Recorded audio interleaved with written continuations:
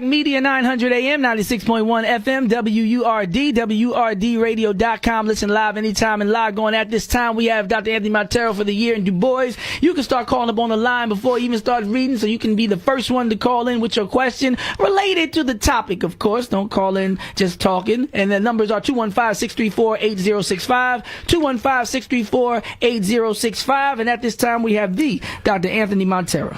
Thank you very much. How are you this morning, Dr. Doing Smith? well. Thank you.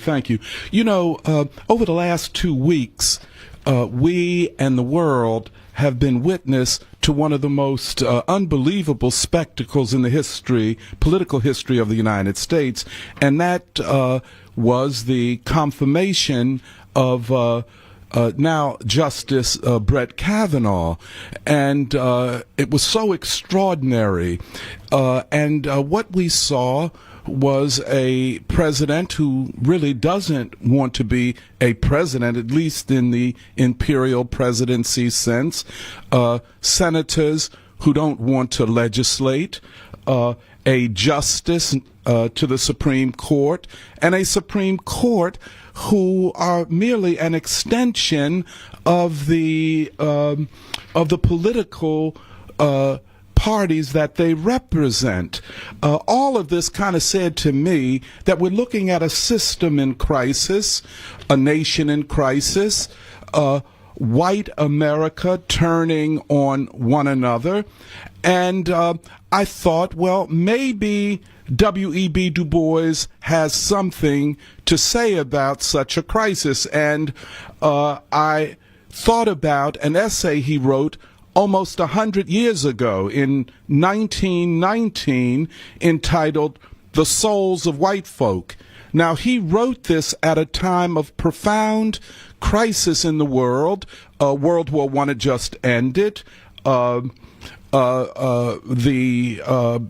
Wilson presidency was in crisis, and we were not long from the collapse of the stock market and the Great Depression. And in between, there had been the Russian Revolution and a lot of hysteria about that. So he writes this essay, The Souls of White Folk, and I like to read it. I think it clarifies in a very prophetic way where we are today. And he says, true and worthy ideals free and uplift a people. A false ideal imprisons and lowers. Say to men earnestly and repeatedly, honesty is best, knowledge is power, do unto others as you would be done by. Say this and act it, and the nation must move toward it, if not to it. But say to people, the only virtue is to be white, and the people rush to the inevitable conclusion, kill the niggers. Is it not this the record of present America? Is not this its headlong progress? Are we not coming more and more day by day to making the statement, I am white, the one fundamental tenet of our practical morality? Only when this basic iron rule is involved is our defense of right nationwide and prompt. Murder may swagger, theft may rule, and prostitution may flourish, and the nation gives but spasmodic, intermittent, and lukewarm attention. But let the murderer be black, or the thief brown, or the violator of womanhood have a drop of Negro blood, and the righteousness of the indignation sweeps the world. Nor would this fact make the indignation less justifiable, did not we all know that it was the blackness that was condemned and not the crime, the unforgivable blackness. In the awful cataclysm of World War I, where from beating, slandering, and murdering us, the white world turned temporarily aside to kill each other, we of the darker peoples looked on in mild amaze. And then he continues, King Leopold of Belgium brought to the Congo death of 12 million Africans.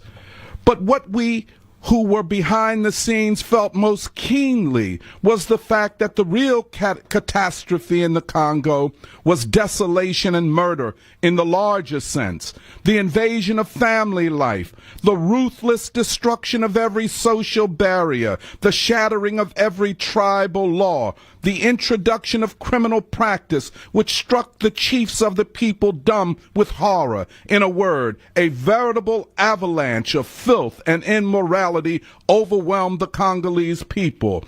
As we saw the dead of World War I dimly through the rifts of battle smoke and heard faintly the cursing and accusations of blood brothers, we darker men said, "This is not Europe gone mad. This is not aberration nor insanity. This is Europe. This seeming terrible is the real soul of white folk, back of all of its culture, stripped and visible today. This is where the world has arrived, these dark and awful depths, and not the shining and ineffable heights of which it boasted. Here is whither the might and energy of modern European humanity has really gone. But may not the world cry back at us and ask, what better thing have you to show? What have you done or would do better than this if you had today the world rule? Paint with all riot of hateful colors the thin skin of European culture. Is it not better than any culture that arose in Africa or Asia? It is. Of this there is no doubt and never has been. But why is it better? It is better because Europeans are better, nobler, greater, and more gifted than other folk? It is not. Europe has never produced and never will in our day bring forth a single human soul who cannot be matched and overmatched in every line of human endeavor by Africa and Asia. Run the gamut, if you will, and let us have the Europeans who in sober truth overmatch Nefertiti, Mohammed, Ramesses, and Askia, Confucius, Buddha, and Jesus Christ. If we could scan the calendar of thousands of lesser men in like comparison, the result would be the same. But we cannot do this because of the deliberately educated ignorance of white schools by which they remember Napoleon and forget Sunni Ali. And then Du Bois continues. Excuse me. He says, "It is curious to see America, the United States, looking on herself first as a sort of natural peacemaker, then as a moral protagonist in this terrible time. No nation is less fitted for this role. For 2 or more centuries, America has marched proudly in the vanguard of human hatred, making bonfires of human flesh and laughing at them hideously, and making the insulting of millions more than a matter of dislike, rather a great religion, a world war cry. Up white, down black, to your tents, O white folk, and world war with black and partially colored mongrel beasts.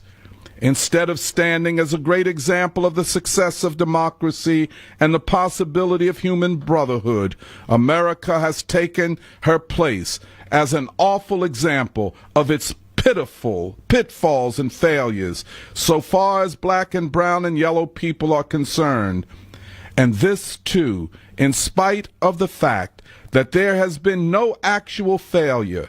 The Indian is not dying out, the Japanese and Chinese have not menaced the land, and the experiment of the Negro vote has resulted in the uplift of 12 million people at a rate probably unparalleled in history.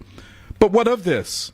America, so-called land of democracy, wanted to believe in the failure of democracy so far as darker peoples were concerned. absolutely without excuse, she established a caste system and rushed into preparation for war and conquered tropical colonies. She stands today shoulder to shoulder with Europe in Europe's worst sins against civilization. Thank you. Call up right now. We're going to take a quick break. 215-634-8065. 215-634-8065. Light those phone lines up. We're coming back with Jamila first, all the way from Illinois, the year in Du Bois. And you are waking up with word, y'all. At Moravia Health Home Care Agency, patients and family are cared for with respect, compassion, and empathy. The caregiver staffed at Moravia Health are experienced, bonded, and insured. Caring for loved ones is the #1 priority of all of their patients. If you're looking for a warm, caring, respected, professional, and affordable home health care agency, Moravia Health is your new home. Make a change today. Call Moravia Health at 215-717-8650 or visit moraviahealth.com. Moravia Health, because there's no place like home. The average time a resume spends on an HR manager's desk is 7 seconds, and most of them are tossed aside. Now imagine if one of those resumes belonged to Yasmin, who was living in a shelter, juggling 3 jobs. I had to be resilient. That's something that you can't teach. or if that resume was from someone who worked 12-hour shifts at the recycling company with my dad, who's 72. That taught me a work ethic that I carry with me every day. we rely so much on a resume, yet it could never tell the full story of someone. Growing up where I did, a lot of things could have gotten in the way of my goals, but I learned to push through, and that's what I bring to work every day. So maybe it's time we look beyond the resume and look to Grads of Life. Discover new ways to develop great talent that are so much more than what's on paper at gradsoflife.org. A public service announcement brought to you by Grads of Life and the Ad Council. You're listening to Wake Up with Word on Word Radio, 96.1 FM and 900 AM WURD, independent black media. 900 AM, 96.1 FM, WURD. On the lines at this time for the year in Du Bois, we have from Illinois, Jamila Wilson. Thank you for waking up with Word. Good morning. Good morning. Good morning. I want to just comment on how privileged Philadelphia is to have this gift of the year of Du Bois. It is a moment of truth that Du Bois offers all of us, and I find it quite important and very telling that in 1919 he writes so eloquently about today, the present today, in the souls of white folks. And I just want, if I could, add just a little bit to what Dr. Montero had shared in the souls of white folks. It is the opening chapter of, the opening paragraph of the souls of white folks that speaks so powerfully to we as black people, what we possess, and they know we possess. The souls of white folks know we possess. And Du Bois beautifully articulates it. So if I could just share this one small paragraph from the souls of white folks, since you're reading from it today, because I think it's just so pertinent. He says, of them I am singularly clairvoyant. I see in and through them. I view them from unusual points of vantage. Not as a foreigner do I come, for I am native, not foreign, born of their thought and flesh of their language. Mine is not the knowledge of the traveler or the colonial composite of their memories, words, and wonder, nor is mine knowledge that which servants have of masters or mass of class or capitalists of artisans. Rather, I see these souls undressed and from the back and side. I see the workings of their intros. I know their thoughts, and they know that I know.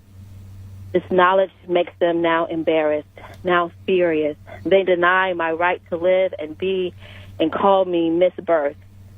My word is to them mere bitterness and my soul pessimism.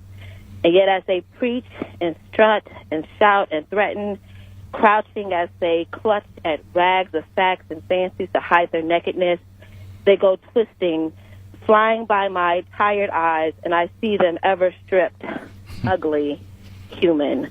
And I think Brett Kavanaugh's testimonies or during that hearing epitomizes what Du Bois says, human. Yeah. They are human, and they are defeatable, and they are not this formidable, city in the sky. And they are falling. And I think it's so important that we have the words of Du Bois to guide us in this moment, because there is not another scholar in modern history that best describes what we are navigating in this moment. So thank you. Yeah, thank you. Yeah, what you've said has been very important to me. All great movements are anchored in great thoughts, and we are so fortunate to have these prophetic words to help explain a complicated situation. Du Bois would talk about European civilization as white civilization, and he would talk about, in this essay, of course, about the discovery of whiteness. And I think the point that's very interesting from a sociological and even a psychological point of view is that whiteness was not a given, it was a discovery and an invention. So when we talk about, or white people talk about themselves as white people, they are actually talking about an invention, almost a derivative humanity. So when we look, of course, at the crises, the political crises of this moment, white people angry at each other, and of course, like Du Bois says about World War I, that it was a great thing because they turn on each other and away from attacking us. And it gives us time to think and look at them and think about how we are to move forward. So, I agree with you very, very much. Black people see them in ways that they do not see themselves, and as Du Bois suggests, and they know that we see them. So thank you very, very much for your call. I really appreciate it. Phone line still lighting up. 215-634-8065. 215-634-8065. Year Du Bois. Just hold on. If you could talk a little bit about that Brett Kavanaugh situation and comparing it to contemporary analysis as we get the other calls, that'd be great as well. Dr. Anthony Montero in studio. Year Du Bois. Yeah, thank you, Professor Smith. Yeah, and it's not just Brett Kavanaugh, and the confirmation is merely a manifestation of a deeper crisis, a crisis of a system, and that's kind of what it means to me. And the whole idea of whiteness has always been a problem, and so he writes, Du Bois writes this thing, the souls of white folk, the soul of white civilization. So, that's what I'm looking at, and that's what I see. Of course, to many, it is a frightening thing. What happens if the current political system collapses? What happens if the nation cannot hold itself together as a white nation? These are questions that many people are asking, but these are questions that can be answered. We're probably on the cusp of something profoundly new, and I think we like Du Bois have to have the courage to look reality in the face and go forward. And also, in terms of young people, what are some books you suggest to be some of the introductions to Du Bois' work? Well, I always suggest to young people that they read Du Bois. I think this essay, The Souls of White Folk, is a starting point. I think it is a very, very, very important beginning, because the concept that we talk about a great deal, white folk, whiteness, where does it come from? Is this a modern notion? And it is. and why was it invented? From Du Bois's point of view, the whole idea of whiteness and white folk was created in order to justify slavery and colonialism and Western imperialism. We have Brother Timothy on the line from South Philly as well, who wants to chime in and discuss Du Bois. Good morning, Brother Timothy. How are you, sir? Dr. Smith, I think you did a great job in telling us about Tony Browder, MOTEP, charter school. I thank you for that, man. Oh, yeah, Tony Browder, the master teacher. Exactly. Keep that up. Dr. Montero. How are you, Tim? It's always a pleasure, sir. I'm great. Mm-hmm. Ken Burns put together a piece on Jack Johnson from Dallas in Texas. One day I want to go there and just read all about and study all about Jack Johnson. I think he was the Jack Johnson of his time. But he uses a quote from what Du Bois is saying, Unforgivable Blackness. That's right. Explain to me what that means and what he was saying. Because Jack Johnson, 1919, he writes this piece in 1919. Put that together for me. Yeah, well, Jack Johnson became the first black heavyweight champion of the world, and it was not supposed to happen because the propaganda of the white world, at least of white America, was that black men were cowards, that they could not defeat in the ring or anywhere else a white man. And Jack Johnson, this colossus, this super athlete, who was also an intellectual, by the way. Oh, without a doubt. Won the championship. And then he was harassed and hunted down for the rest of his life. And they finally got him on a made-up charge of transporting white women across state lines to have sex with them. And Du Bois wrote an article about this entitled Unforgivable Blackness. And he said that Jack Johnson's crime was that he was black. And blackness, as Du Bois said, was the crime of crimes. And you're absolutely right, Tim.